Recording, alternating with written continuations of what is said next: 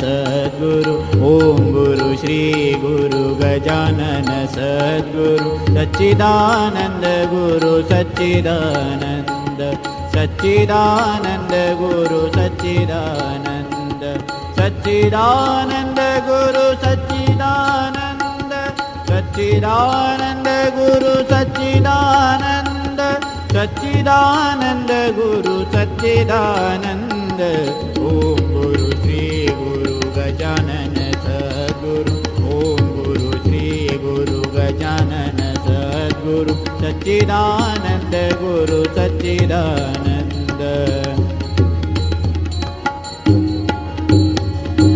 सच्चिदानंद गुरु सच्चिदानंद सच्चिदानंद गुरु सच्चिदानंद सच्चिदानंद गुरु सच्चिदानंद ओम गुरु श्री गुरु गजानन सद्गुरु ओम गुरु श्री गुरु गजानन सद्गुरु सच्चिदानंद गुरु सच्चिदानंद सच्चिदानंद गुरु सच्चिदानंद सच्चिदानंद गुरु सच्चिदानंद सच्चिदानंद गुरु सच्चिदानंद सच्चिदानंद गुरु सच्चिदानंद ओम गुरु श्री गुरु गजानन सद्गुरु ओम गुरु श्री गुरु गजानन सद्गुरु सच्चिदानंद गुरु सच्चिदानंद सच्चिदानंद गुरु सच्चिदानंद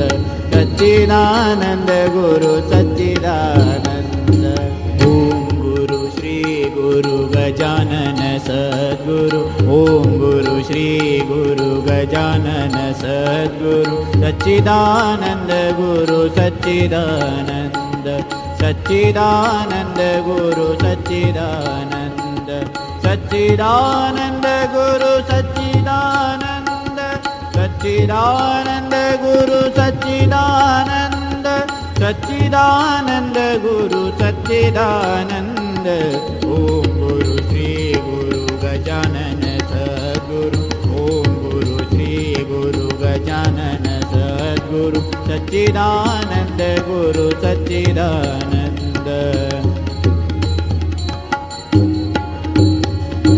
सच्चिदानंद गुरु सच्चिदानंद सच्चिदानंद गुरु सच्चिदानंद सच्चिदानंद गुरु सच्चिदानंद ओम गुरु श्री गुरु गजानन सद्गुरु ओम गुरु श्री गुरु गजानन सद्गुरु हरि ओम जय गजानन. श्रोता वक्ता 7-7 ठाणे उपासना केंद्र 7-7 हे सारं 7-7 येण्यासाठी घड्याळात वाजावे लागतात सकाळचे 7 आणि 7 वाजले की सुरू होतो ठाणा उपासना केंद्राचा यूट्यूब चॅनलवर विविध संतांची चरित्र महिमा महती सांगणारा उपक्रम संत महिमा. आणि तो ऐकण्यासाठी आपण सारेच आतुर झालेले असतो. तुमच्या माझ्या हृदयस्थ बसलेला आपला श्वास विश्वास आणि ध्यास असलेल्या ब्रह्मांडाच्या नायकाला म्हणजे सद्गुरु गजाननाला माझा पहिला नमस्कार. ठाणे उपासना केंद्रांनी साथ घालावी आणि त्याला समोरून होकारार्थी उत्तर देणाऱ्या माझ्या साऱ्या वक्त्यांना माझा नमस्कार. हे ऐकण्यासाठी आतुर असणाऱ्या सर्व श्रोते वर्गाला माझा नमस्कार. ठाणे उपासना केंद्राचा सुरू असलेला एक उपक्रम तुम्हाला सांगतो. अनेक उपक्रमांपैकी एक उपक्रम की विविध गावांमध्ये ठाणे उपासना केंद्राच्या मार्गदर्शनाने प्रेरणेने सहकार्याने नवनवीन उपासना केंद्र सुरू होत आहेत आणि ते सामुदायिक भक्तीचा आनंद घेत आहेत, सामुदायिक उपासनेचा आनंद घेत आहेत. अशा आतापर्यंत 50 पेक्षाही जास्त गावांमध्ये उपासना केंद्र सुरू झालेत. आपल्या मनात असा विचार आला तर पटकन ठाणे उपासना केंद्राशी संपर्क साधा आणि आपल्या गावातही उपासना केंद्र सुरू करा आणि सद्गुरू भक्तीचा आनंद घ्या. आज आपण परमपूज्य संत कराईकल आम्मेयार, हो महाराष्ट्राबाहेरील संत आहेत या, त्यांचं चरित्र ऐकणार आहोत, त्यांची महती ऐकणार आहोत आणि हे सांगणार आहेत आजच्या वक्त्या आहेत सौ भानुमती अय्यर. हो, नाव ऐकल्यावर असं मनात आलं असेल की आजचं निरूपण हिंदीत किंवा तमिळ भाषेत असेल, पण तसं नसून त्या मराठी भाषेमध्येच निरूपण करणार आहेत, प्रवचन करणार आहेत, चरित्र सांगणार आहेत. या वक्त्यांचा जन्म नागपूर शहरात झाला. BSc पर्यंत मुंबई युनिव्हर्सिटीमध्ये त्यांनी शिक्षण घेतलं. सध्या या डोंबिवलीत स्थायिक आहेत. 9वी आणि 10वीचे कोचिंग क्लासेस घेतात, फक्त गणित आणि विज्ञान विषयाचे. पण या कोचिंग क्लासेस बरोबरच एक आगळा वेगळा क्लास, आध्यात्मिक क्लास सुद्धा त्या घेतात की तमिळ मुलींना, विद्यार्थिनींना महाराष्ट्रातील संत समजावून सांगतात, त्यांचे चरित्र सांगतात आणि त्यांना ह्या संतांची माहिती देऊन ह्या संतांविषयी निरूपण करण्यासाठी प्रवृत्त करतात. तसेच महाराष्ट्रीयन विद्यार्थिनींना ते महाराष्ट्राबाहेरील संतांची महती सांगतात, समजवतात आणि चरित्र आणि निरूपण करण्यासाठी प्रवृत्त करतात.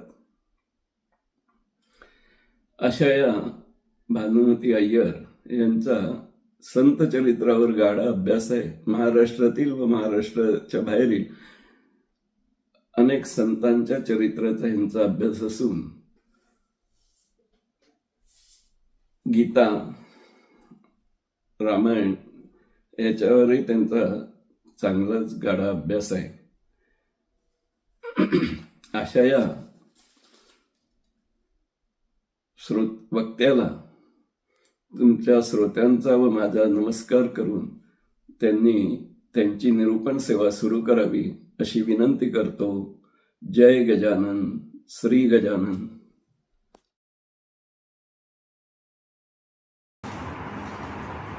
श्रीराम. नमस्कार. गजाननाला नमस्कार करते, माझ्या सद्गुरूंना नमस्कार करते आणि श्री गजानन महाराजांना पण नमस्कार करते. आज हे संत चरित्र जे दिलेलं आहे मला, एक स्त्री संतांबद्दल दक्षिणेकडचे जे आहेत शिवभक्त, महादेवाचे भक्त आहेत ते. आणि हे सांगण्यापूर्वी मला एक सांगायचंय, तुम्हाला एक परिचय द्यायचा आहे. हे सगळे कोण संत दक्षिणेचे? हे 63 शंकराचे भक्त भरपूर आहेत, पण त्याच्यात 63 भक्त जे आहेत त्यांना निवडलेला आहे आणि एक ग्रंथ तयार केलाय. त्याला आमच्या तमिळ भाषेत पेरिय पुराणम असं म्हणतात. पेरिय म्हणजे श्रेष्ठ, मोठं पुराण. 63 नायनार असं म्हणतात. नायनार म्हणजे एक कॉमन शीर्षक खाली यांना आणलंय. प्रत्येकाचं नाव वेगवेगळं आहे बरं का, पण त्यांचं नाव वेगळं, पण सांगताना सुंदरमूर्ती नायनार असं सांगतात. आज जे घेतलंय आपण काराईकाल अम्मयार, ते एक नायनार आहे. म्हणजे शिवभक्तांना एक असं कॉमन नाव दिलंय, असं दिलंय आणि ते नाव आहे नायनार. दक्षिणेकडे नायनार म्हटले की ते सगळ्यांना कळणार की 63 कोणतरी एक असेल, किंवा पेरिय पुराण म्हणून सांगितलं की ह्या 63 नायनार यांचं चरित्र आहे, मोठं ग्रंथ आहे ते. आता हे चरित्र कसं आलं, किंवाच आहे, कुठच्या शतकातलं आहे, हे मला थोडस परिचय द्यायचा आहे आणि नंतर मला चरित्राकडे हे वळायचं आहे. हे चरित्र ज्यांनी लिहिलेलं आहे, ग्रंथ म्हणजे हे सगळे माहिती काढून, ते सुद्धा शिवभक्त आहेत माहिती.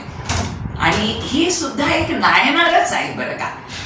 आता हे कोण होते, ह्यांचं ना आधी मी चरित्र हे ग्रंथ रचनाकारांचं घेणार आहे आणि नंतर आपण त्या स्त्री संतांकडे वळू आपण.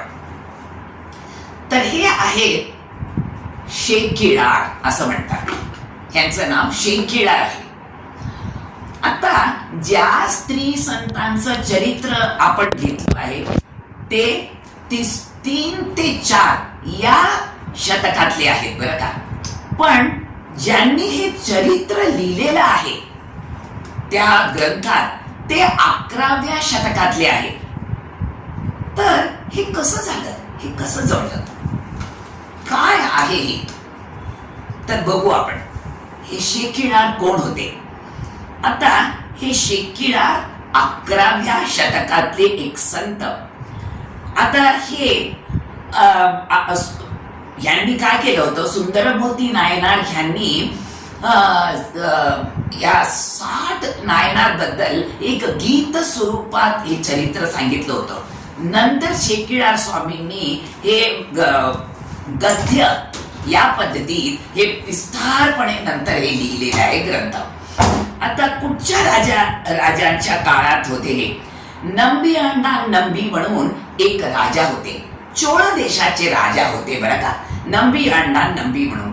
त्या परंपरेत 150 वर्षांनंतर अनभाय शोळ राजा त्यांच्या काळात त्यांचे मंत्री म्हणून हे शेकिळार स्वामी होते. आता हे शेकिळार स्वामी कोण, यांना कशी ही माहिती प्राप्त झाली, ह्या संतांची माहिती कशी प्राप्त झाली. आता शेकिळार स्वामी 11व्या शतकातले आहेत. त्यांचे आई वडील माता पिता शिवभक्त होते. त्यांच्याकडे संपत्ती भरपूर होती, सगळं काही होतं त्यांच्याकडे. पण एक संतान धन म्हणतो, त्याच्यासाठी थोडस त्यांचं मन थोडस असं वाटलं की, मनात वाटलं की एक तरी आपल्याला पुत्र किंवा पुत्री व्हावी. कशासाठी, आपलं हे सगळं संपत्ती पुढे नंतर वाढवून मोठं करायचंय आपलं हे नाही. त्यांच्या मनात असं होतं की हे सगळं काही जे पूजा परंपरा हे सनातन धर्माचं हे सगळं चाललेलं आहे घरी, हे पुढे नेणारा कोणतरी पाहिजे, नेणारी किंवा नेणारा कोणतरी पाहिजे. पूर्वी त्या शतकात मुलगी किंवा मुलगा, स्त्री किंवा पुरुष, पुत्र किंवा पुत्री असं भेदभाव नव्हता बरं का. एक जन्माला जेव्हा आपण पुत्र सांगतो, it is a common name, एक मूल व्हावं तेवढंच. आता हे जे वडील होते शेकिळार स्वामीचे, त्यांचं नाव शेकिळार नंतर पडलं. त्यांचं नाव आई वडिलांनी जे ठेवलेलं होतं ते वेगळं आहे. हे जे आई वडील होते शेकिळारचे शिवभक्त होते आणि वडील महापंडित होते.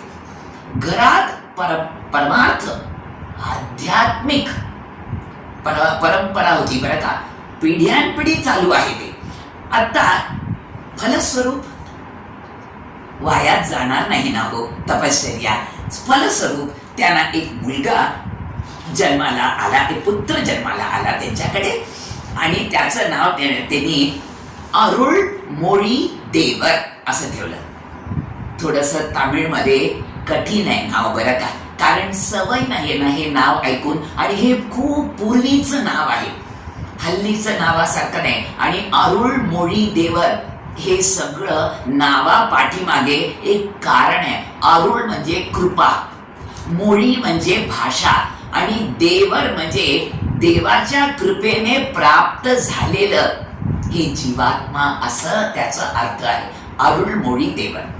लहानपणीपासूनच काय होती परंपरा बघा, बाबा पूजा करताना आपल्या बाजूलाच त्या पोराला घ्यायचे किंवा आई पूजा करताना त्या मुलाला मांडीवर घ्यायची आणि हे सगळं त्या मुलाच्या कानावर पडायचं. 2 गोष्टी सांगितल्या जातात नवविधा भक्तीमध्ये. एक आहे श्रवण भक्ती आणि शेवटचं आहे आत्मनिवेदन. अनिवार्य आहे. श्रवण भक्ती आणि आत्मनिवेदन पाहिजे, सगळ्यांनी करायलाच पाहिजे, नाहीतर भगवत प्राप्ती नाही. कारण मधलं जे भक्ती आहे, बाकीचं अर्चनम, वंदनम, सख्यम, दास्य, हे ऑप्शनल आहे.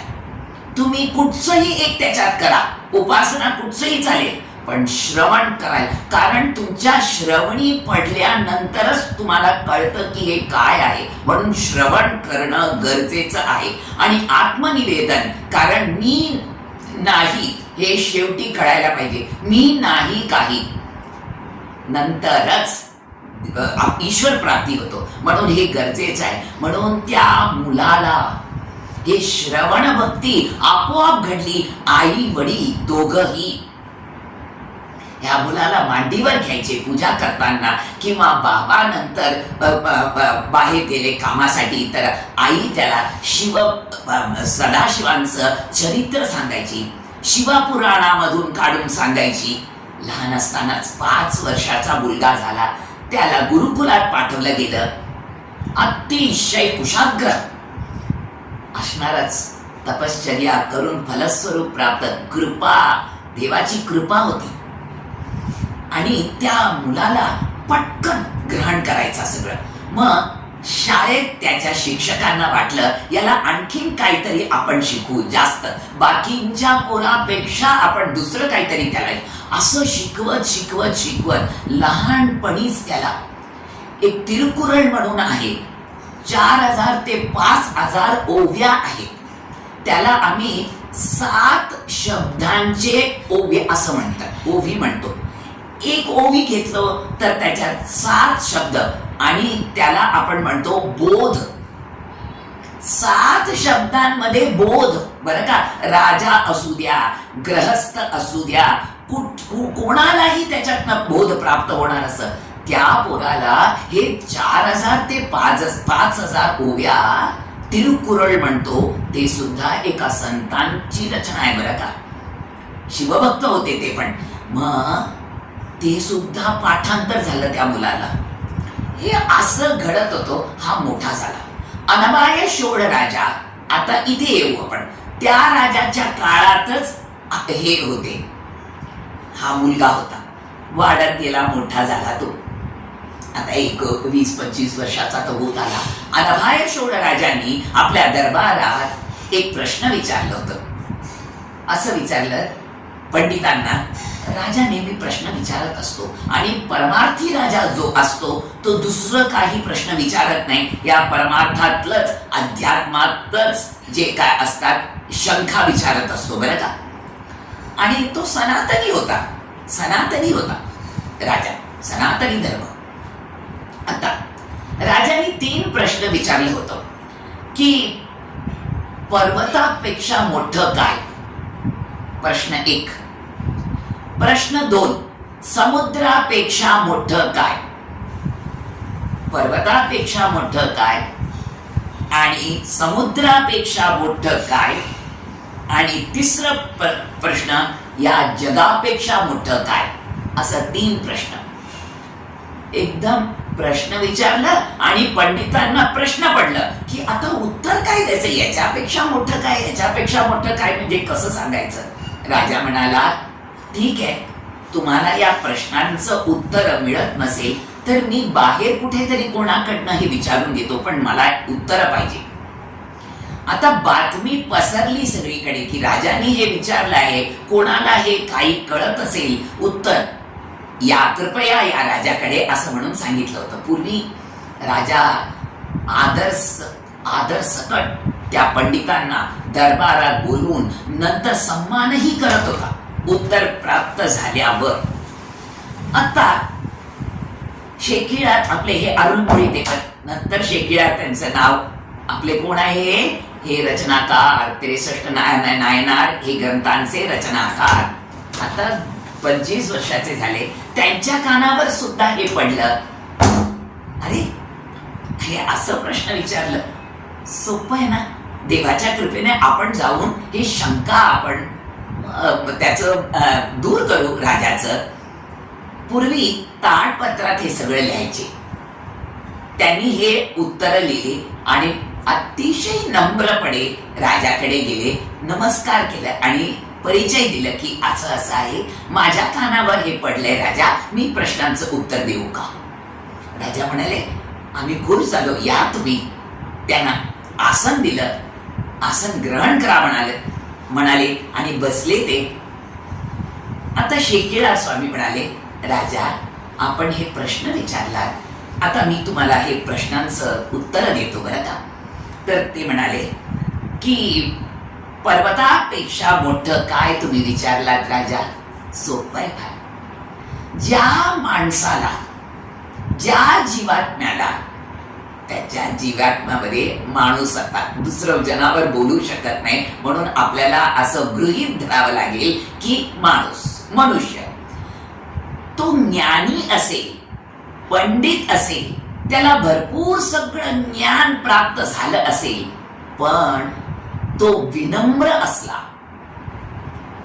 तर त्याच ती विनम्रता आहे ना, पर्वतापेक्षा मोठं आहे. विद्या विनय संपन्ने ब्राह्मणे गविहस्तिनी, गीतेचा श्लोक आहे. अतिशय नम्र जो असतो, त्याला सगळं माहीत असलं तरी ही विनम्रता, नम्रता जे आहे, पर्वतापेक्षा मोठं ते आहे असं म्हणाला. आणि राजा, तुमचं दुसरं प्रश्न, समुद्रापेक्षा मोठं काय?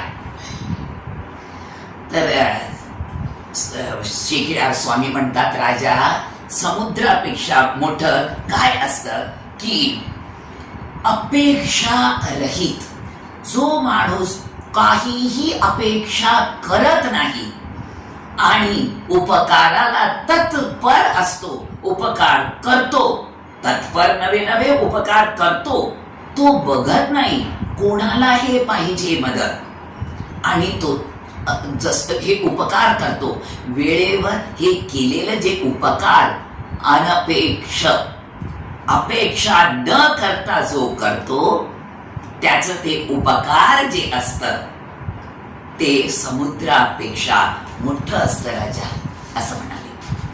आणि तिसरं, जगापेक्षा मोठं काय, हे त्यांनी तिरुकुरळ मधून हे सगळं काढलं होतं. अभ्यास झालेली होती, महापंडित होते, 25 वर्ष झालं होतं नुकतं. त्यांच्या गुरूंची म्हणजे कृपा आहे त्यांच्यावर. तिसरा प्रश्न, जगापेक्षा मोठं काय? तर शेकिळा स्वामी सांगतात, राजा जगापेक्षा मोठं काय म्हटलं की ज्या माणसाला नाही, या जगात जो आहे त्याला वेळेवर जेव्हा आपण मदत करतो, लहान असू द्या किंवा मोठं असू द्या, वेळेवर त्याला ते पाहिजे होतं ती मदत, मग वेळेवर केलेले जे मदत असतं ना, या जगापेक्षा मोठं आहे राजा. असं मला जे माझ्या गुरूंनी सांगितलं त्याप्रमाणे मी तुम्हाला उत्तर देतो राजा. तुम्हाला समाधान झालं असलं तर बघा. राजा अतिशय खुश झाला, अतिशय. तो म्हणाला, वा, काय पांडित्य आहे आणि किती विनम्रता आहे की असं माहीत असून सुद्धा साध्या सुध्या दृष्टांताने सगळ्यांच्या समजून घातलं यांनी. त्या दिवशी राजांनी आपल्या दरबारात घोषणा केली त्यांनी की हा मुलगा जो इतका तरुण आहे आणि पंडित आहे, महापंडित आहे, माझ्या दरबारात माझा मंत्री म्हणून राहणार असे.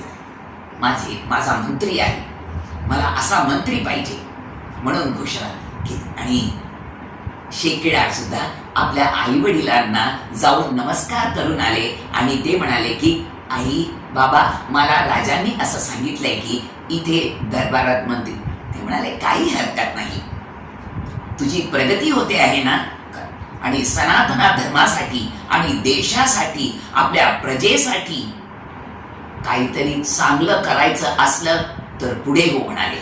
हो पुढे. शेकिळा स्वामी थांबले राजाकडे. आणि राजाचं आणि शेकिळा स्वामीचं रोज काही ना काहीतरी विषयांवर चर्चा व्हायचं.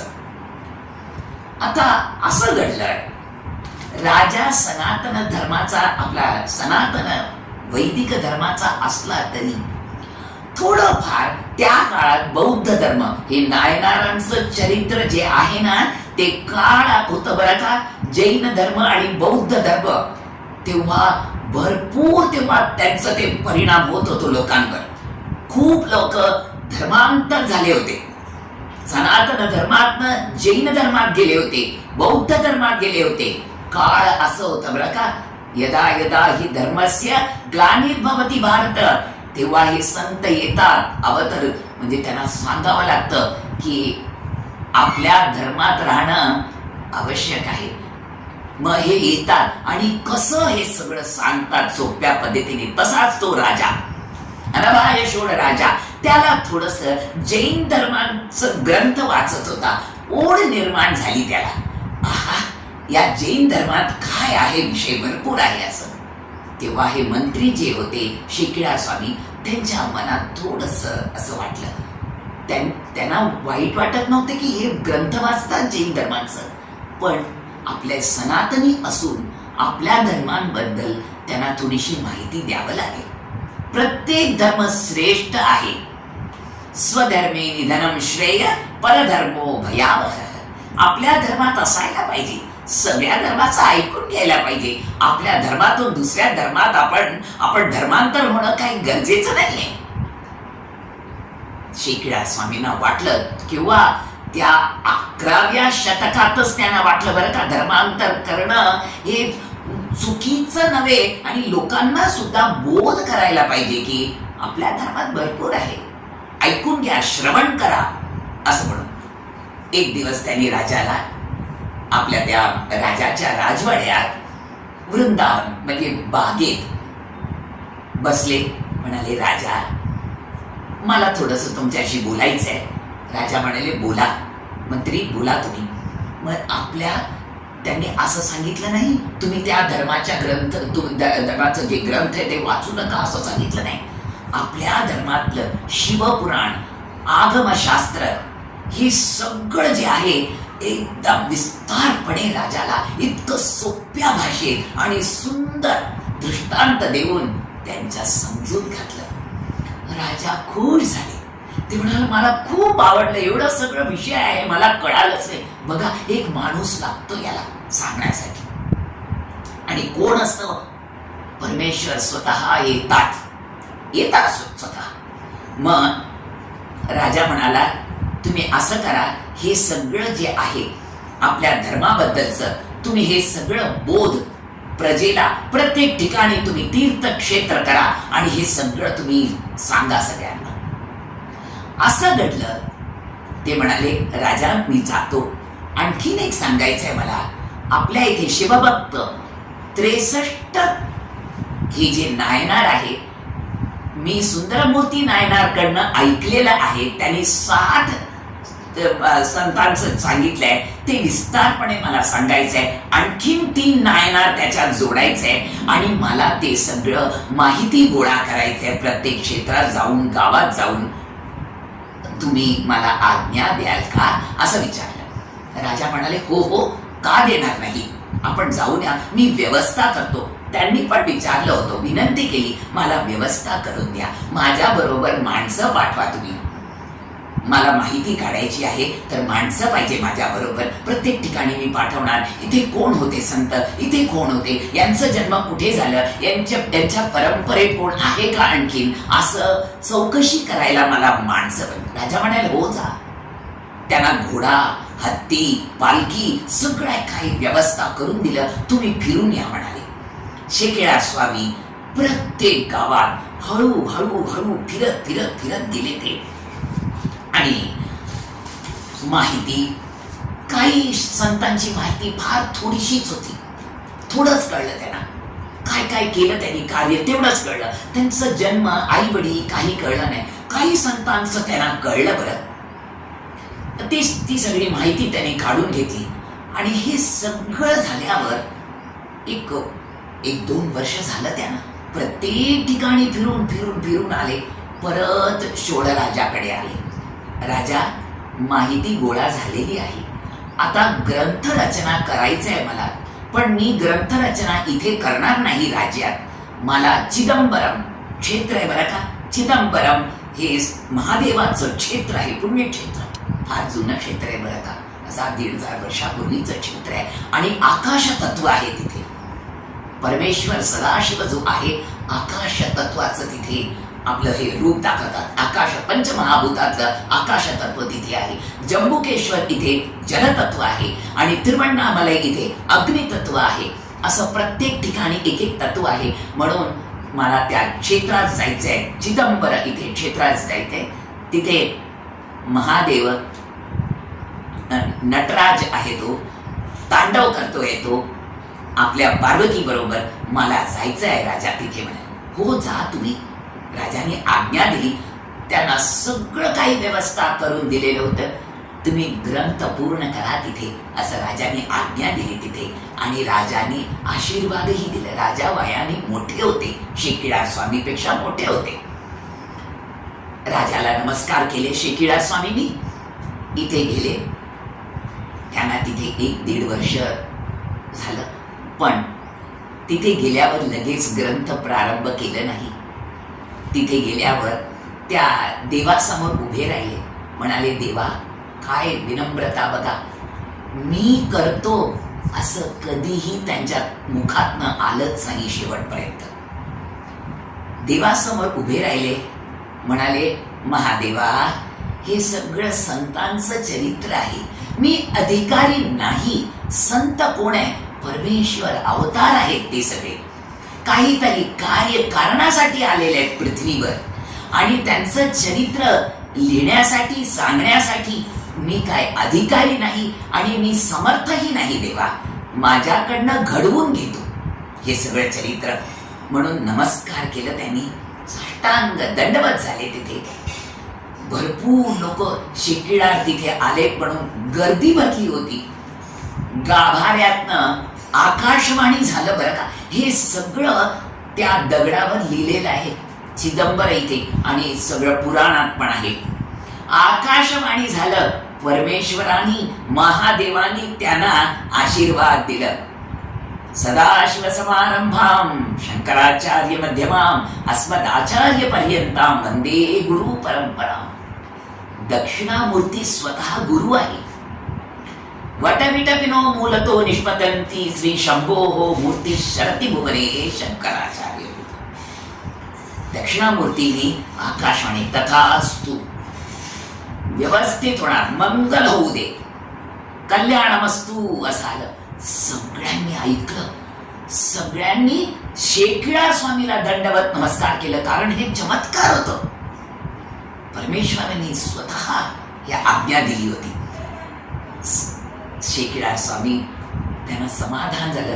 देवा कृपाळू असं म्हणून हातात ते सगळं जे काय होतं माहिती त्या देवासमोरच तिथे 1000 आमच्या इथे 1000 पिलर्स म्हणतात.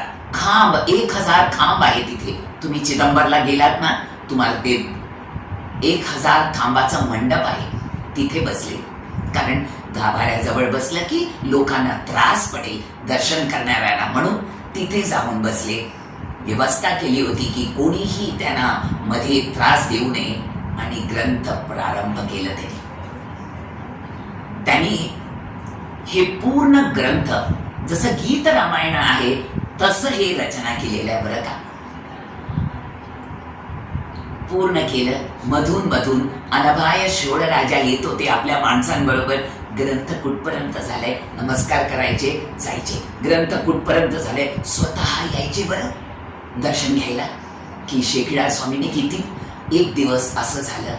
पूर्ण ग्रंथ 63 नायनारांचं ग्रंथ पूर्ण झालं. राजा आले तिथून. राजा खुश झाले. ते ग्रंथ देवासमोर ठेवलं गेलं. पूजा ग्रंथ पूजा केलं तिथे. राजा म्हणाला हत्ती आणा. अंबारी त्या हत्तीवर घातलं आणि शेकिळार स्वामी आणि ते ग्रंथ दोघांनाही त्या हत्तीवर चढवलं. मिरवणूक काढलं पूर्ण त्या देवळात ते क्षेत्रात. राजा म्हणाला याच्यापेक्षा आणखीन काय पाहिजे. आता हे ग्रंथ पूर्ण झालेलं आहे. आता हे सांगायला सुरुवात करा म्हणाले राजा. प्रत्येक संतांचं चरित्र आपण सांगा. अरुळमोळी देवर म्हणजे शेखिळार स्वामी ज्यांनी हे ग्रंथ रचना केलेलं आहे, त्यांनी हे ग्रंथ हातात घेतलं आणि हे सगळं चरित्र सुरुवात केलं सांगायला. आता हे सांगताना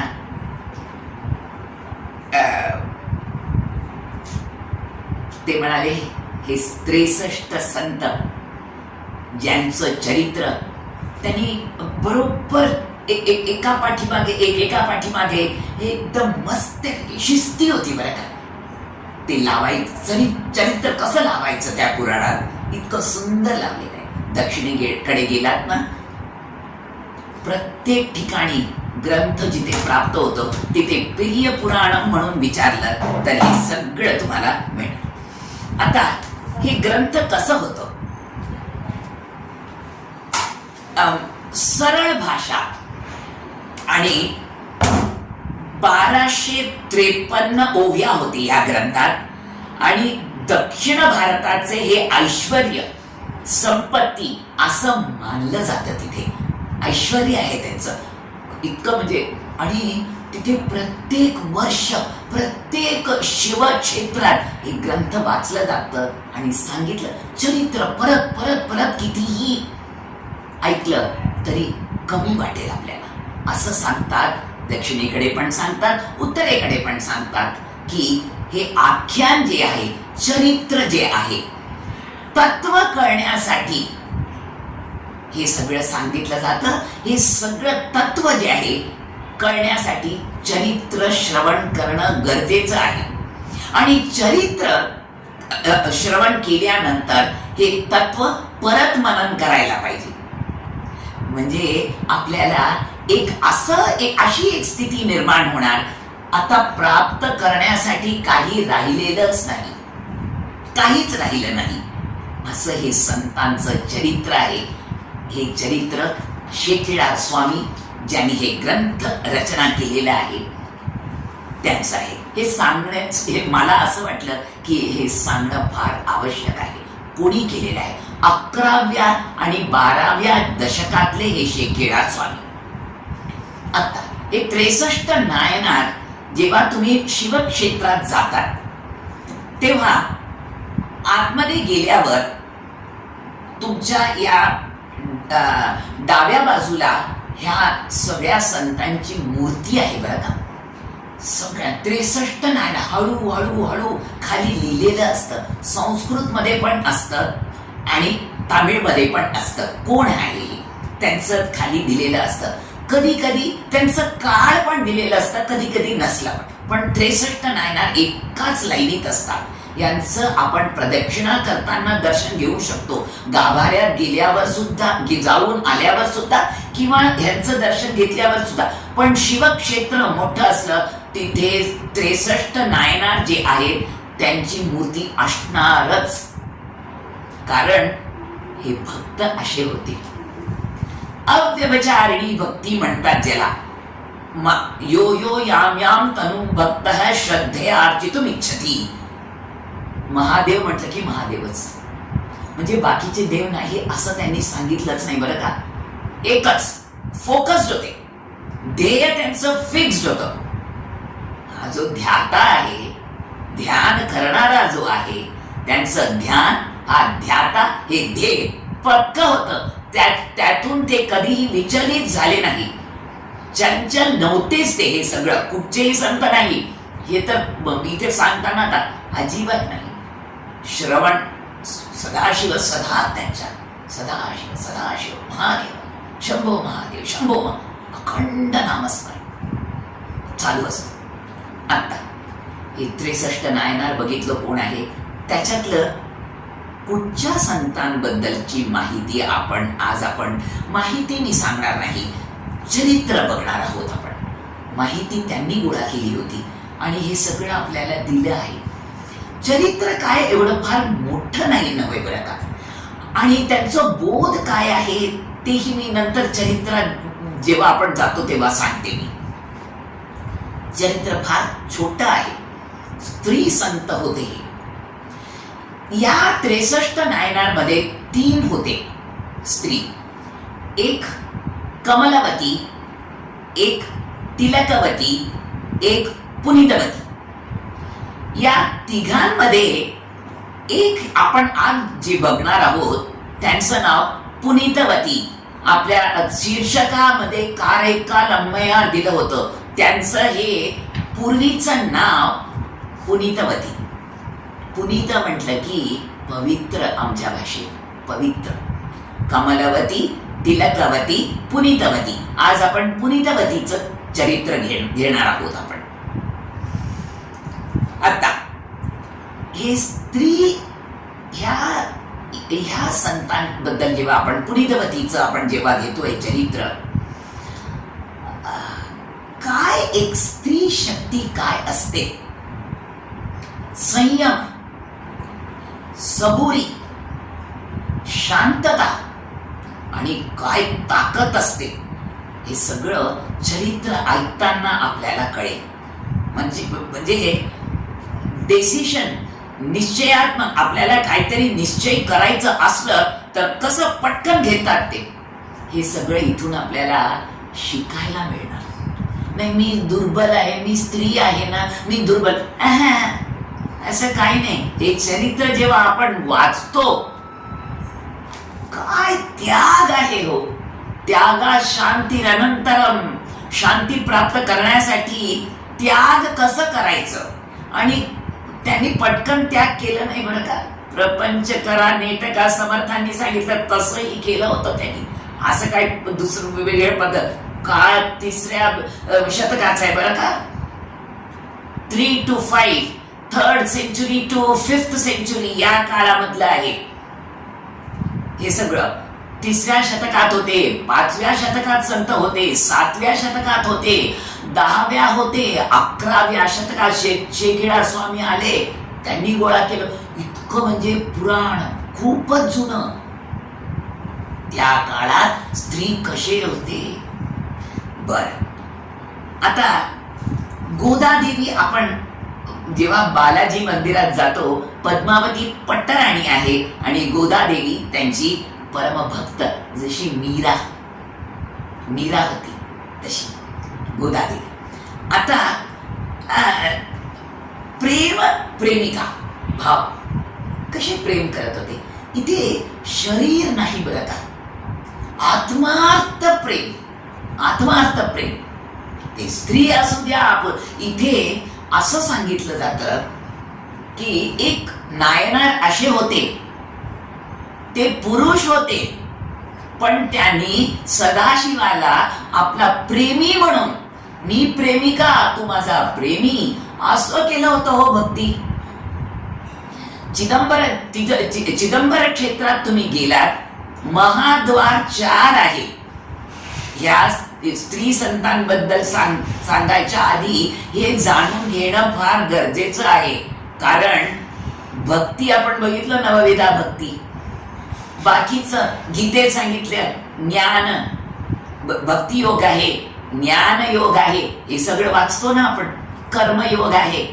इथे बघू आपण देवाला त्यांनी कसं बघितलं. 4 महाद्वार आहे, त्याच्यात एक जे आहे संत नायनार, ते एक महाद्वार आहे, तिथूनच प्रवेश करायचे बरं का. असं नाही की तिथून दुसऱ्या द्वारातून प्रवेश करणार नाही, असं नाही. ते म्हणाले मी माझ्या परमेश्वराला पिता म्हणून बघतो, मी मुलगा त्याचा, मी पुत्र आणि तो माझा पिता. पितृभक्ती. दुसरे संत होते, ते म्हणाले मला ज्ञान प्राप्त करायचे, तू कोण आहेस रे, तू कोण आहे मला सांग, हे ज्ञान प्राप्त करून घ्यायचंय.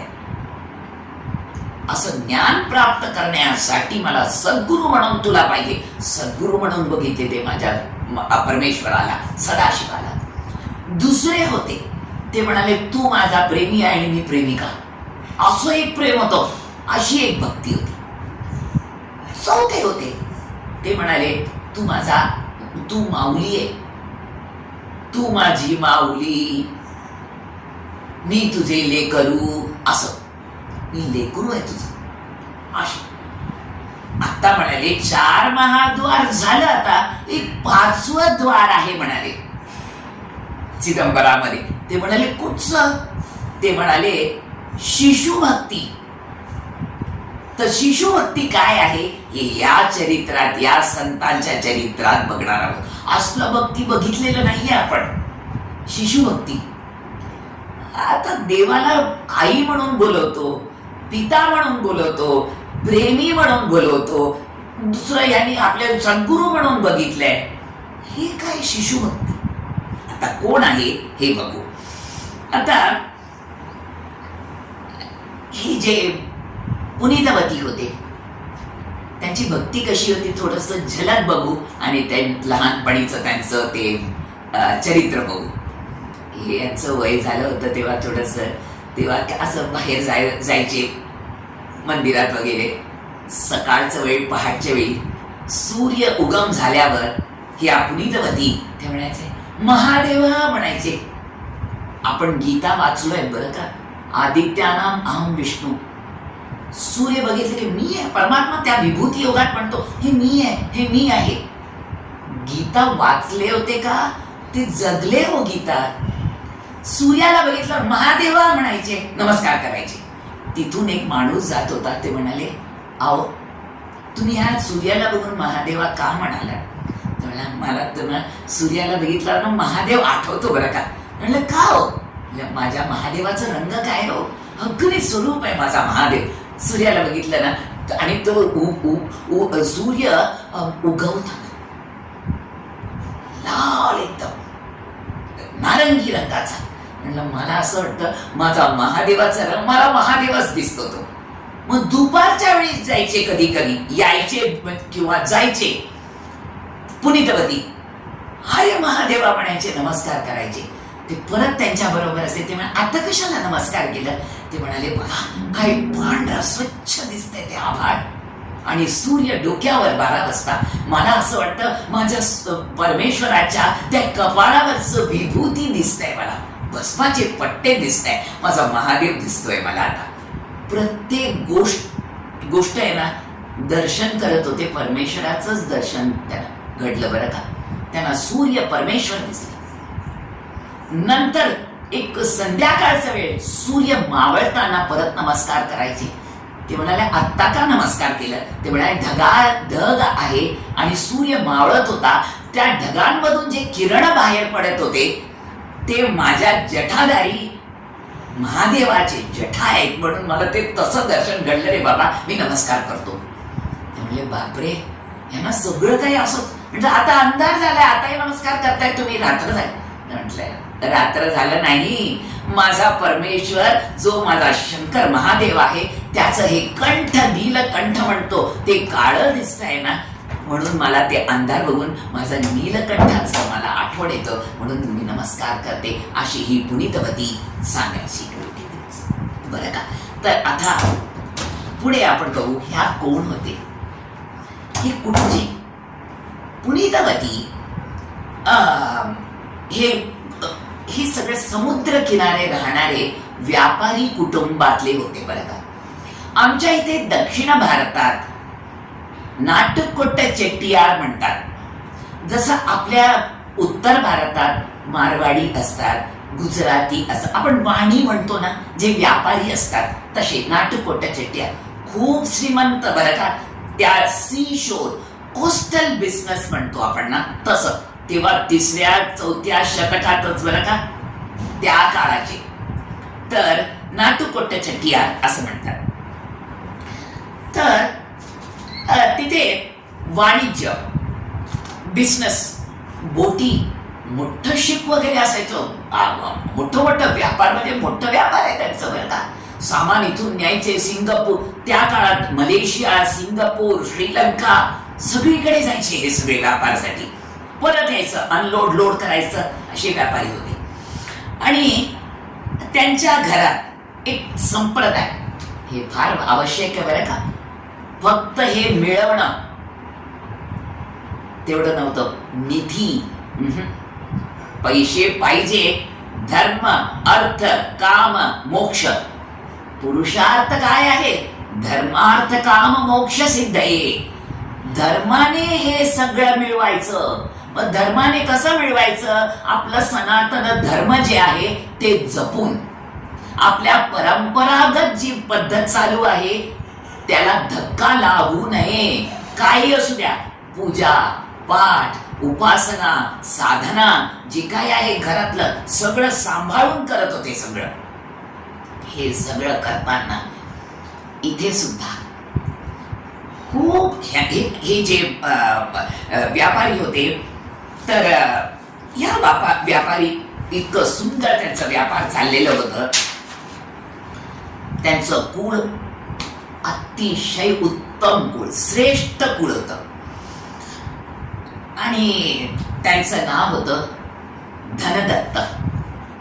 त्यांचं नाव होतं धनदत्त. धनदत्त नावानेच कळतं किती धन असेल. पण कसे होते?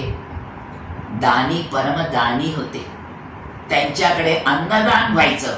जो कोण घरी येतो आणि भस्माचे पट्टे लावून रुद्राक्ष माळ घालून शिवपूजा करणारा किंवा शिवाचं दास कोण, त्यांना तर नक्कीच हातपाय धुवून त्यांचा बसा, त्यांना आदर सत्काराने बसून जेवण त्यांना भरपूर, म्हणजे सगळ्यांना बोला अन्नदान व्हायचंच त्यांच्याकडे. असं असताना हे धनदत्त, त्यांच्याकडे व्यापार काय होतं? प्रत्येकाचं एक एक व्यापार होतं. सोनं, माणिक्य, मोती, पाचू ह्याचे व्यापारी. म्हणजे तुम्ही आपण विचार करू शकतो काय श्रीमंती असेल, काय श्रीमंती असेल. आता हे धनदत्त आणि त्यांची ती धर्मपत्नी दोघं हे उपासना करत होते, अन्नदान करत होते. असं सांगितलं जातं ज्या घरात ते उपासना आणि सगुणाची पूजा आणि अन्नदान असतं तिथे परमेश्वर नक्की येणारच.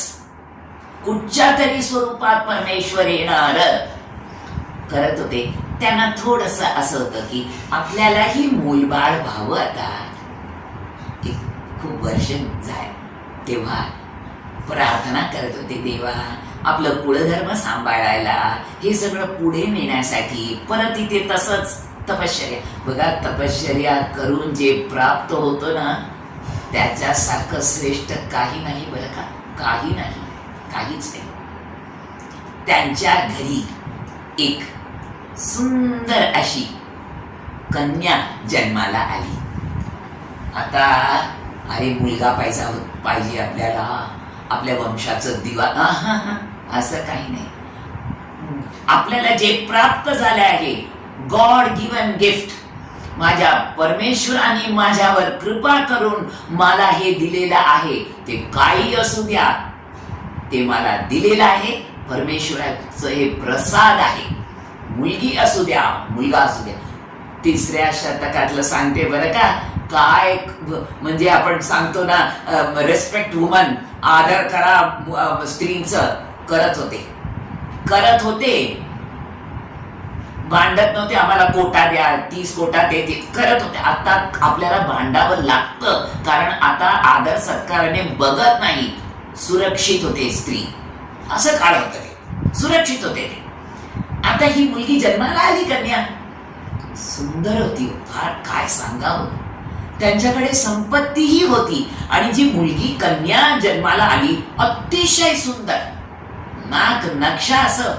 आणि त्याला असं वाटलं धनदत्ताला, तो म्हणाला की परमेश्वराची कृपा आहे, मला ही कन्या प्राप्त झालेली आहे, म्हणून मी असं काय करणार, ह्या मुलीला घडवणार. तिला सगळं आपल्या परंपरेत, कुलधर्मात जे जे चाललेलं आहे ते सगळं शिकवायला पाहिजे तिला. काय सुंदर विचार आहे बघा.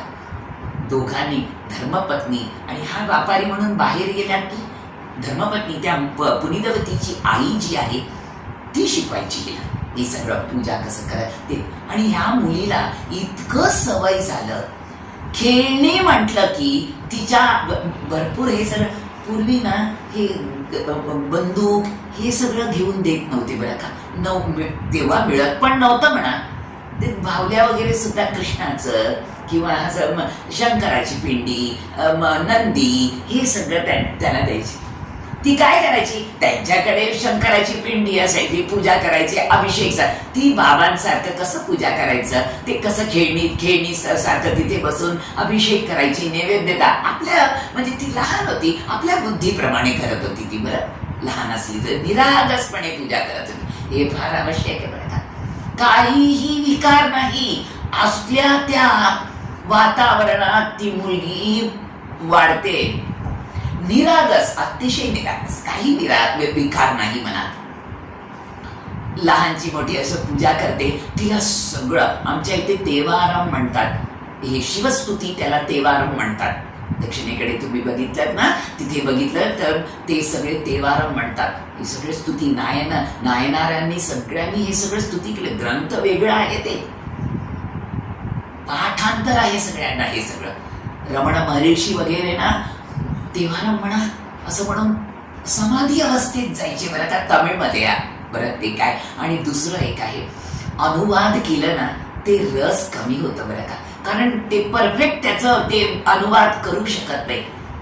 थोडं जवळपास त्याचा अर्थ सांगू शकतो, पण ते रस तसं आपण घेऊ शकत नाही, तसं स्वाद घेऊ शकत नाही आपण, असं आहे. तरी हे रमण महर्षी असू द्या, आमचे कांची परमाचार्य असू द्या, ते दक्षिणेकडचे सगळे संत जे आहेत, तेवारम, तिरुवाचकम, तिरुपावई, तिरुवंबावई, हे सगळं तिथली स्तुती. जसं अभंग वगैरे आहेत ना, मीरा भजन वगैरे, कबीरांचं दोहे वगैरे आहेत, तसं आहे ते सगळं. अर्थ सांगणारे महापंडित आहे. आणि हे सगळं प्राकृत तमिळमध्ये आहे. हे सांगणं फार गरजेचं आहे, कारण हे आम्ही सुद्धा तमिळ असून आम्हाला कळत नाही. ते त्याच्यासाठी एक वेगळं एक कॉलेज आहे, bachelor of oriental language, master of oriental language, हे शिकतात. बरं, हे प्राकृत मध्ये काय सांगतात, त्याचा अर्थ काय, ते सगळं ते नंतर परत अनुवाद नाही, त्याचं म्हणजे स्पष्टीकरण करतात आणि आम्हाला ते सांगतात. मग कळतं. नाहीतर ते मंदिरात सगळ्या भिंतीत लिहिलेलं आहे ते ओल्ड तमिळ आहे, प्राकृत तमिळ आहे. जुनं 10,000, 15,000, 20,000 किती वर्ष माहीत नाही, इतकं जुनं. आम्हाला कळत, अक्षर दिसतंय पण ते काय अक्षर आहे नक्की कळत नाहीये. ते त्यांना कळतं, आर्किओलॉजिस्टला कळतं. ते रिसर्च करतात, त्यांना कळतं, ते करतात रिसर्च. असं ते सगळं ही मुलगी म्हणत होती. त्यांच्याकडे ऑफकोर्स त्या काळाचं जे आहे आपलं ज्ञानेश्वर माऊली कसे हे सगळं ज्ञानेश्वरी प्राकृत मराठीत आहे, तसं बोलणं सुद्धा त्याचं. दासबोध सुद्धा बघा, आपले समर्थ रामदास स्वामी सुद्धा कसे बोलत, हे सगळं असं होतं. नंतर दुसरं कोणतरी आपल्याला हे असं आहे, याचं दासबोधाचं असं अर्थ आहे असं सांगतात ना, तसं होतं हे. आता ही मुलगी हळूहळू हळू मोठी होत गेली. आता धनदत्त म्हणाला की ही मुलगी आता मोठी होते. पूर्वी काय होतं, लग्न लवकर व्हायचं. 6व्या वर्षी कन्यादान. आता हे चुकीचं आहे का बरोबर आहे, हे मी त्या वादात मी जात नाही. मी सांगणारही नाही ते चुकीचं आहे का बरोबर आहे, ते आपण नंतर आपल्या तुम्ही आपलं बघून घ्या. मी त्याच्यात जात नाही. होतं स्थळ बघायला सुरुवात करायचे शाणी व्हायच्या आधी, 6व्या वर्षी कन्यादानम याला म्हणतात. धनदत्त म्हणाला आता आपल्याला, आणि त्या काळात ते नाटुकट्टे शेट्टीयार ह्या कोस्टल रिजन मध्ये त्या वंशाचे जे होते एक ग्रुप आहे. ते असं होतं, ही मुलगी मोठी झाली, शाणी झाली तर बाहेर पाठवायचे नाही, घरातच तिला ठेवायचे, सगळं शिक्षण घरातच, असं एक पद्धत होतं त्या काळात. आणि फार हुशार होती मुली बरं का. एकदा सांगितलं की पटापट ग्रहण करून घ्यायचे. पुरीदवती सुद्धा आपली ही असं तिने सगळं काही शिक्षण घरीच सगळं तिने. आता धनदत्त म्हणाले की मुलीचं आता लग्न करायचं म्हटलं की हे सगळं आपल्याला बातमी सांगावं लागेल. नातेवाईक आहेत त्यांना सांगावं लागेल की अशी मुलगी आहे, स्थळ बघायचं आहे. असं सगळीकडे हळूहळू हळूहळू बातमी पसरायला लागली की धनदत्त, त्याची मुलगी पुनीतवती जी आहे तिचं लग्न आहे, लग्न करायचं आहे. मग स्थळ बघतात ते. बातमी असं पसरत गेलं आणि हे सगळे व्यापारीच आहेत, त्यांना ते ओळखतात एकमेकांना आणि सगळे नाटकोटे चट्टी एकाच जातीचे होते ते सगळे. मग असं करताना ते म्हणाले नागपट्टिनम म्हणून हे सुद्धा कोस्टल एरिया आहे, जसं विशाखापट्टिनम, नागपट्टिनम, तिथे निधिपती म्हणून होते. हे सुद्धा खूप श्रीमंत, कारण व्यापारी होते ना, त्यांच्या कानावर बातमी पडली. बरं का, एक सांगायचंय बरं, आपण सांगतो मी करतो, मी करते, हे सगळं काय माहितीये, परमेश्वर काय लीला करतो आपल्याला कळतच नाही, कळतच नाही, खरंच कळत नाही. बातमी सगळ्यांच्या कानावर पडते, पण एका माणसाच्या कानावर पडतं आणि तो पटकन येतं. हे सगळं कसं घडतं माहित नाही. निधिपती श्रीमंत होता, त्याच्या कानावर पडलं हे. तो मोठे मोठे जहाज म्हणतो ना, बोटी, त्याच्याकडे भरपूर. त्याचा मुलगा होता परमदत्त म्हणून, त्याला एक मुलगा होता. आता आपली मुलगी जी आहे एक जेमतेम 12 वर्षाची झाली. तर लग्न करायचंय, कनिकादान असं होतं, पण स्थळ बघत बघत 12 वर्षाची झाली ती.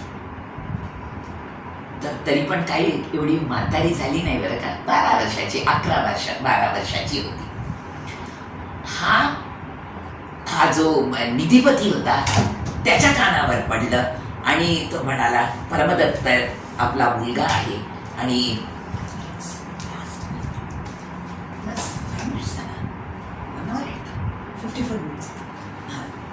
आता परमदत्त जो आहे तो म्हणाला की परमदत्ताबरोबर लग्न करायचंय. सगळी तयारी झाली, मुलीकडे सगळे आले, एकदम थाटा माटाने लग्नाची तयारी झाली. मस्तपैकी लग्न केलं त्यांनी सगळं हे आणि तयारी झाली, लग्न करून दिलं.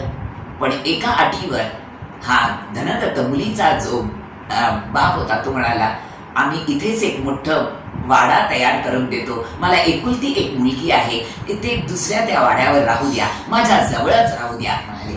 ते पण म्हणाले मुलाचे वडील ठीक आहे, काही हरकत नाही, व्यापारासाठी तर फिरत असतो मुलगा, इथे राहू द्या, तुमच्या बाजूला इथे राहू द्या. दोघही संसार करत होते, व्यवस्थित प्रपंच चालत होता. आणि हे प्रपंच चालत असताना असं व्यवस्थित काही चालत नाही हो आपल्या आयुष्यात. इतकं तो ऋषभासारखा होता, ही मोर आहे ना अशी होती. व्यापारासाठी बाहेर त्यांचं होतं, ऑफिस वगैरे असेल तिथे जात होते, ही घरी स्वयंपाक वगैरे करायची. शिवभक्त आले की त्यांना वाढायची. आता परमेश्वराला वाटलं आपण जावं खाली, कोणाकडे, पुनीतवतीकडे जायचं म्हणून निघाले. भस्माचे पट्टे, रुद्राक्ष माळ, अलग निरंजन म्हणतात ना असं. शंभो महादेव, स्वतः शंभो आणि स्वतः सांगतात सद्गुरु स्वरूपात आले तर हे आले, हे यायच्या त्या गावात उतरले परमेश्वर. त्याच्या आधी या पुनीतवतीचा तो नवरा होता, त्याला कोणतरी 2 आंबा आणून दिलं होतं. त्याला म्हणाले इतकं रसाळ आंबा आहे, हे घ्या तुम्ही म्हणून व्यापारी ना आणतात. 2 आणून दिलं. तर तो म्हणाला ठीक आहे, मी दुपारी घरी जेवायला जाणार, माणसाला पाठवलं, घरी पाठवून द्या, माझी धर्मपत्नी घरी पुनीतवती आहे तिला द्या, मी जेवणाला जेव्हा येणार मला ती पानावर वाढणार. दिलं. पुनीतवतीनी आणलं, ते धुवून व्यवस्थित ठेवलं, ते नैवेद्य दाखवलं. पूर्वीचं पद्धत असं होतं, आधी भात शिजवायची, नंतर भाजी करायची. का? एखादा भात शिजवलं तर काय होतं, कोण आलं, भाजी झालेली आहे, भात नाही तर काय खाणार, नाही मला घाईने जायचंय म्हटलं की मग भाजी खाऊन जाणार का? कमीत कमी भात असलं की दही भात, दूध भात तरी खाणार. म्हणून भात शिजवून ठेवलं होतं, भाजी आता करायची आहे. एवढ्यात परमेश्वर त्या महादेवाचे दास म्हणून आले, अलग निरंजन म्हणून आले आतमध्ये आणि म्हणाले की बाळा येऊ का? ते म्हणे अवश्य या. नमस्कार केलं त्यांना, त्यांचे पाय धुतले, लहानपणीपासून सवय आहे. ते म्हणे बसा. खूप आनंद झाला. ते म्हणाले मला लवकर जायचंय बाळा. ते म्हणाले भाजी वगैरे, बरं ठीक आहे म्हणाले, पण तुम्ही जेवून जा म्हणाले. बसले, केळीचं पान व्यवस्थित धुवून त्यांच्या समोर ठेवलं. भात होतं ना, ते आधी भात वाढलं, आता दुसरं तयार झालेलंच नाहीये, थोडंसं गूळ ठेवलंय. गूळ ठेवल्यावर भात वाढलं, त्याच्यावर तूप वाढलं थोडंसं. ते म्हणाली परमेश्वराचं स्वरूप वाटतंय मला तुम्हाला बघितल्यावर. स्वामी, मी थोडंसं दही वाढते त्याच्यावर, आणखीन बाकीचं स्वयंपाक व्हायचंय म्हणून तुम्हाला त्याच्याबरोबर आंबा देते मी. म्हणून एक आंबा तिने पानावर वाढलं आणि दही दिलं बरोबर, बाकीचं स्वयंपाक व्हायचंय. ते म्हणाले चालेल बाळा, वाढ मला. मस्तपैकी जेवले, आंबा खाल्लं. ते म्हणाले वाह, काय समाधान झालं त्यांना, खूप आवडलं. हात धुवायला पाणी दिलं, सगळं झालं, आशीर्वाद दिलं, निघून गेले. पान काढलं, सगळं झालं. नवरा दुपारी आला. चरित्र काय एवढं मोठं नाहीये बरं का, पटपट संपणार आहे, पण एका माणसाच्या जीवनात बदल कसं होतं हे कळण्यासाठी हे चरित्र आहे. पानावर वाढलं, परत नवरा आला, सगळं काय तयार होतं, भाजी बिजी सगळं काय. आमच्या इथे सांबार म्हणतात त्याला, तुम्ही ते आमटी म्हणता, बाकी कोरडी भाजी ही ते सगळं तळलेलं सगळं होतं, खीर सगळं तयार झालं. आता वाढलं. नवरा म्हणतोय ते आंबा पाठवलं होतं? हो ना, आहे ना म्हणाले. वाढ म्हणाले. वाढलं, खाल्लं. अरे वा, छान झालेलं आहे, स्वयंपाक उत्तम झालाय, आंबा पण अतिशय गोड आहे. बरं मला ते दुसरं पण वाढ. काय नवरा आहे बघा, एक त्या पत्नीला पाहिजे ना, काय बघा. वाढलं बरं, दुसरा आंबा आण म्हणाला. आता दुसरा आंबा कुठून आणणार ती? एक तर वाढलाय. आता निरागस भक्ती हो, फार ती अशी होती, खुडी होती ती, हृदयात काही विकार नाही. ती म्हणाली देवा, समोर गेली त्या देवघरात, म्हणाली देवा मी काय करू. नवरा अतिशय पतिव्रता होती बरं का, आणि मी आता नाही कधी तोंडात येतच नव्हतं. ती म्हणे आता मी काय करू देवा, मला आंबा काय करू. असं केल्यावर आंबा पटकन हातात. मी नंतर हे पण सांगते तुम्हाला कसं तिच्या हातात आंबा आलं म्हणून. वाढलं. एका माणसाने विचारलं, आम्ही असं विचारलं तर आमच्या हातात आंबा येणार का? ते म्हणाले त्याच्यासाठी एक दृष्टांत आहे. बँकेत सगळे जाऊन पैसे काढत होते, एक माणूस बाहेर होता. तो म्हणाला इथे बँकेत गेले की पैसे देतात बरं, म्हणून काहीतरी असं चिठ्ठी देतात आणि पैसे देतात, आणि एका कागदात लिहिले 5,000 रुपये आणि गेला. सगळ्यांनी असं लाईनीत गेला, सगळे पैसे घेऊन गेले. हाही त्या काउंटरवर पैसे दिले आणि तो म्हणाले हे काय आहे? म्हणजे सगळ्यांना दिलं तसं मलाही 5,000 द्या. ते म्हणाले अहो त्यांचं सगळ्यांचा अकाउंट आहे, इथे अकाउंट आहे भरपूर, त्याच्यातनं पैसे काढतात. खाता पाहिजे इथे या बँकेत, मग काढू. तुम्ही असं चालला, तुमचं खाता नाही इथे, तुम्हाला कसं मिळणार? ते आंबा बिंबा मिळतं ना, हे सगळं जे चमत, त्यांचं खाता आहे. माऊलींनी ते चालवलं भिंत, आपण नाही करू शकत. दे आर हॅव्हिंग अकाउंट, कोट्यावधी आहे त्यांचं, ते कधी न संपणार आहे, ते क्वचित काढतात, आपल्यासारखं नाहीये. म्हणून ही म्हणते देवा म्हटलं तिचं अकाउंट मध्ये लहानपणीपासूनच आहे, तिने काढलंच नाही.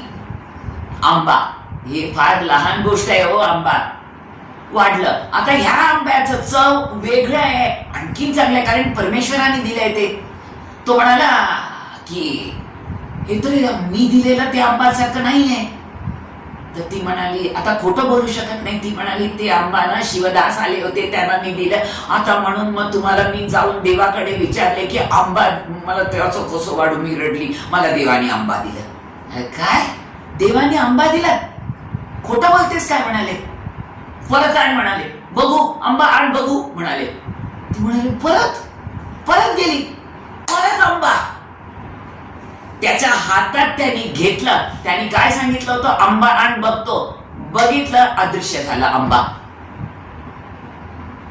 तो घाबरला, उठला, तो काहीतरी वेगळं आहे. ती म्हणाली, आओ असं काय उठतंय जेवण. तो घाबरला. तो म्हणाला, ही साधी सुधी नाहीये, ही पवित्र आहे. तो वाईट नव्हता बरं का. तिला स्पर्श करू नये आपण आता. मी पती म्हणून तिच्या बरोबर आता प्रपंच चालू शकत नाही. तो म्हणाला, मी थोडस व्यापार आहे, माझं काहीतरी काम आहे, मी जातो. म्हणून जो गेला तो परत आला नाही. खूप ती वाट पाहत होती. आई वडील आले त्याची, तिचे. ते म्हणाले, बाळा काय झालं नाही. म्हणे, ते गेले, परत आले नाही. बाबा आले नाही. आई ते आले नाही, वाट पाहते, वर्ष 2 वर्ष झालं वाट पाहते. तो गेला. जो गेला तो परत इथे नागपट्टणमला राहत होता आणि हे ज्या गावात होते तिथे आला नाही. दुसरीकडे तो गेला आणि तिथे लग्न केलं त्यांनी आणि त्याला एक मुलगी झाली आणि तिचं नाव त्यांनी पुनीतवती ठेवलं. आता ही वाट पाहत होती. नातेवाईक म्हणाले, असं बरोबर नाही, हिला आता तिच्या नवऱ्याकडे जाऊन सोडायचे, आपण शोधू कुठे आहे. शोधत शोधत शोधत बाद एक व्यापारी गेला होता. तो म्हणाला, मी त्यांना बघितले आहे, आपण जाऊ तिथे. मी त्यांना त्या समुद्राच्या काठीवर बघितले एक दिवसच म्हणून सांगितल्यावर सगळे तिथे जातात मुलीला घेऊन. त्याला कळलं, कोणाला, परमदत्त नवरा, पुनीतवतीचा नवरा जो आहे त्याला कळलं बातमी. आता तो समोर आला. तो घाबरला. तोही वाईट नव्हता, चांगला होता. तो म्हणाला की हिचं वेगळं मार्ग आहे, माझं मार्ग वेगळं आहे. मी प्रापंचिक माणूस आहे, ही परमार्थाची आहे. मग हे बरोबर जमणार नाही जोडी. तो आला, मुलीला, पत्नीला आणलं. तो साष्टांग दंडवत तिच्या पाया पडला, नमस्कार केलं त्यांनी बरं का. तो म्हणाला, माफ करा, मला सगळ्यांना म्हटलं मी हिच्या बरोबर. ते मग आता हिच काय अवस्था आहे. सगळे म्हणाले, बापरे, आई वडील आता बाकीचे माहित नाही, पटापट निघून गेले सगळे. आता तो होता. तो म्हणाला, ती म्हणाली, मी काय करू आता. पुनीतवती नवऱ्याला विचार, मी काय. तो म्हणाला, तू प्रत्येक क्षेत्रात जा, देवाचं नाव घे, असंच तुझं हे आयुष्य काढ. म्हणून तो निघून गेला. पुढे त्यांनी काही सांगितलं नाही. ही श्रीमंताची मुलगी होती बरं का, काय कमी होती. आई बाबांना सांगते, बाबा, आई, काय निश्चय घेतलं होतं, काही जास्त वय झालं नव्हतं, 20 वर्षाची सुद्धा नाही ती मुलगी बरं का. आता मुलबाळ आणखीन व्हायचंय तिला. ती म्हणते, मी माझ्या मार्गावर जाते. त्यांनी सांगितलं ना मला, प्रत्येक क्षेत्रात जा देवाकडे. पण आता ती जवळपास ते 1.5 hours ओके, 15 minutes. आता ते म्हणाले की, ती म्हणाली, मी आता माझ्या मार्गावर जाते. म्हणून आई वडिलांनाही सोडून दिलं. आई वडिलांनी ती जाते.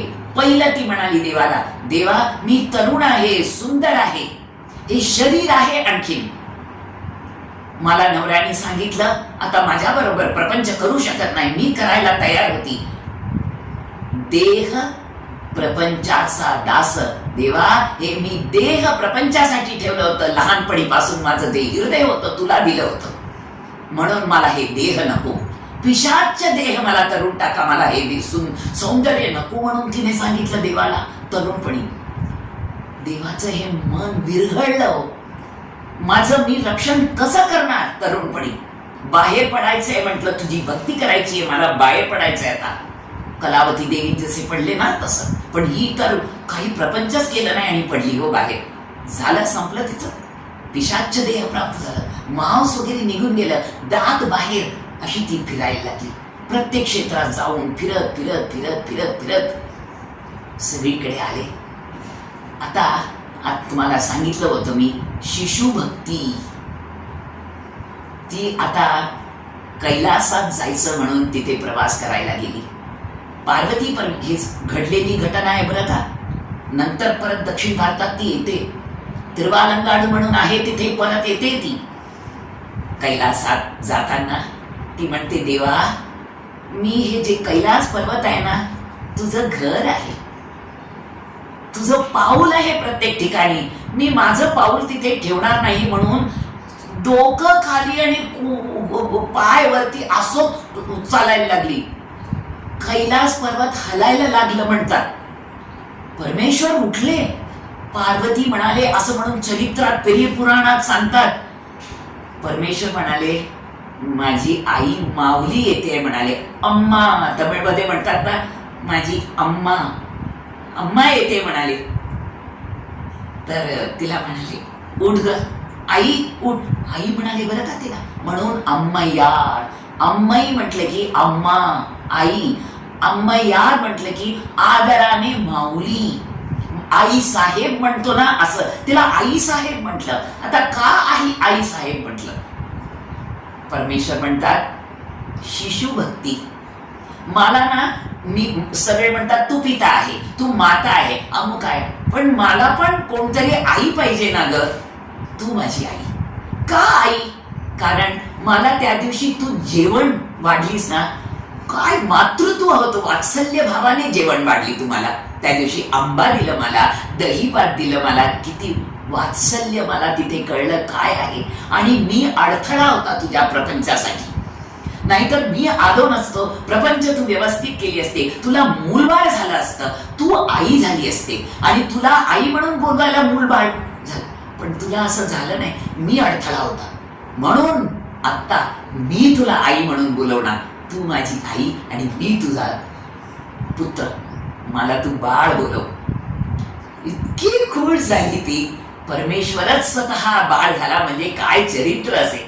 आता तू सगळीकडे फिर म्हणाली. ती म्हणाली, हेच शरीर घेऊन मी फिरणार देवा, मला देह भावच नको मला. परमेश्वर परमेश्वर परमेश्वर सदाशिव, दुसरं काही नको. फिरत फिरत फिरत फिरत दक्षिणेकडे सगळ्या क्षेत्रात आले. सगळ्या क्षेत्रात तिने म्हटलंय बरं का, अभंग तिचे काय असेल ते स्तुती. तिरुवालंगाड म्हणून आहे बरं का एक मंदिर, अतिशय मोठं क्षेत्र आहे आणि फार म्हणजे तिथे आश्चर्यजनक एक घटना आहे. गाभारा आहे बरं का शंकराचं, आणि त्या गाभाराच्या पाठीमागे एक खोली आहे. ती खोली चारी बाजूने बंद आहे. त्या क्षेत्रात ती येते बरं. परमेश्वर म्हणाले, ये मी आई साहेब अम्मयार. कारेकाल अम्मयार तिचं नाव का पडलं? ती ज्या ठिकाणी राहत होती लहानपणी ते कारेकाल. अम्मयार का नाव आलं? परमेश्वराने तिला नाव दिलं. तिरुवालंगाड म्हणून एक आहे जागा दक्षिणेकडे, मोठं क्षेत्र शंकराचं, तिथे आली. परमेश्वर म्हणाले, आई माग काहीतरी. ती म्हणाली, मी मागते, माझ्या बाळाकडे मी मागणार, नाही तर कोणाकडे मागणार?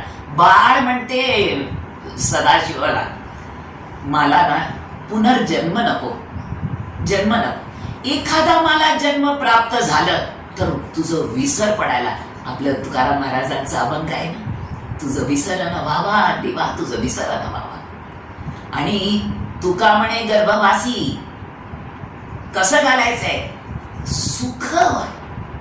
सुखाचं व्हायला पाहिजे. ती म्हणाली, मला एखादा जन्म दिलास तू तर मी गाणं म्हणणार, स्तुती करणार आणि तू नाचणार.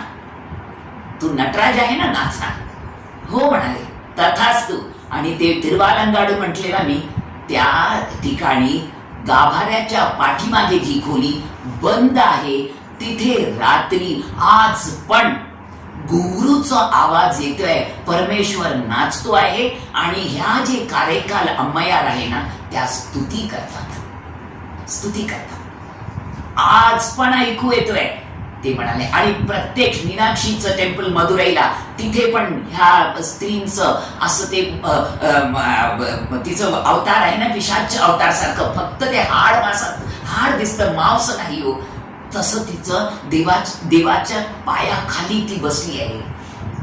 ते 63 नायनार आहे ना, त्याच्यात एकच स्त्री संत आहे जी ती बसली आहे, बाकीचे सगळे उभे आहेत. कारण ती आई आहे देवाची. आई उभी राहणार आणि मुलगा आतमध्ये नाही.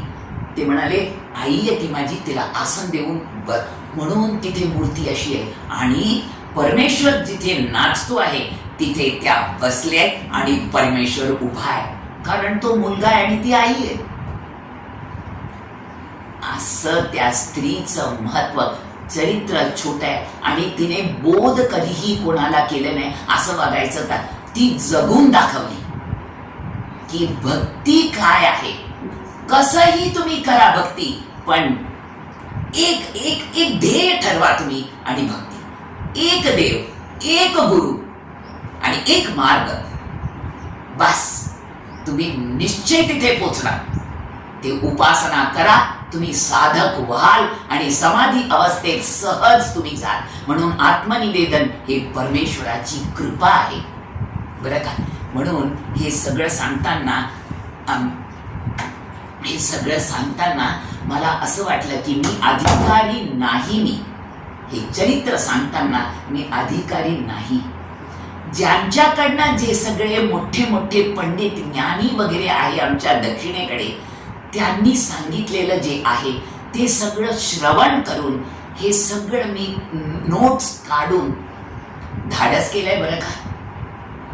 चूक झालं असेल तर खरंच माफ करा, कारण मी जे मराठी बोलते ते शुद्ध नसेल, चुका घडली असेल, कारण मला व्याकरणबद्ध मराठी बोलता आलं नसेल बरं का. पण मला असंच एक वाटतं, आमचे सद्गुरू सांगतात पोस्टमनचं काम करा, मग ते बाकीचं सगळं संदेश पोचणार त्यांना. पोस्टमनचं काम करा. आपण सुद्धा सनातन धर्माचे एक अंश आहोत. आपलं सुद्धा तिथे वाटा, गाडीचं वाटा सांगतो ना आपण, वाटा असायला पाहिजे. सगळ्यांनी एकत्र केलं तर, नाही का. आपल्या कृष्ण परमात्म्याने गोवर्धन उचललं, तो एकटा उचलू शकतो, पण आपण आपलं पुरुषार्थ काय आहे त्याच्यात. मग आपण आपल्या पद्धतीने आपल्याला जेवढं झेपतं तेवढं करायचंय. आणि त्यांनी सांगितलं की स्त्री संतांबद्दल सांगा तुम्ही, असं सांगितलं. म्हणून हे छोटस एक चरित्र घेतलंय मी. त्याच्यात काय एवढं मोठमोठं घटना घडलेल्या, त्यांनी भरपूर गाणं म्हटलंय, ते अनुवाद करू शकत नाही. असं आहे ना, 143 गाणं म्हटलंय म्हणाले. एक आमचे आता हल्लीचे एक डॉक्टर होते, ते म्हणाले 143चं मी इंग्लिशमध्ये अनुवाद करतो. एक म्हणजे आई अक्षर इंग्लिशमध्ये, 43 मध्ये 4 म्हणजे 4 अक्षराचं LOVE लव, आणि 43चं 3 आहे ना YOU आय लव्ह यू. फक्त ते म्हणाले त्यांचं ते 143 गाण्यांचं ते अंक सुद्धा, देवा आय लव्ह यू, मी प्रेम करते तुझ्यावर. आणि इथे या स्त्री संतांनी प्रेम कसं केलं होतं, माऊली वात्सल्य भाव, परमेश्वर माझा बाळ आहे, बाळासारखं त्यात प्रेम, म्हणजे त्यात काही तुलना करू शकत नाही हो आपण. म्हणून मी हे इथे आख्यान पूर्ण करते. पार्वती पतये हर हर महादेव. श्री सद्गुरुनाथ महाराज की जय. मला ही संधी ज्यांनी दिली आहे, गजानन महाराज ट्रस्ट असेल किंवा आमचे प्रीती संपगामकर मॅडम, ज्यांनी मला हे सांगितलं की तुम्हीही हे सांगा म्हणून, मी सगळ्यांना मनपूर्वक नमस्कार करते. ही संधी दिली आणि मला हे प्राप्त झालं, पुण्य प्राप्त झालंय मला. हे सांगताना मला फार बरं वाटलंय, म्हणून नमस्कार करते. श्रीराम. नमस्कार.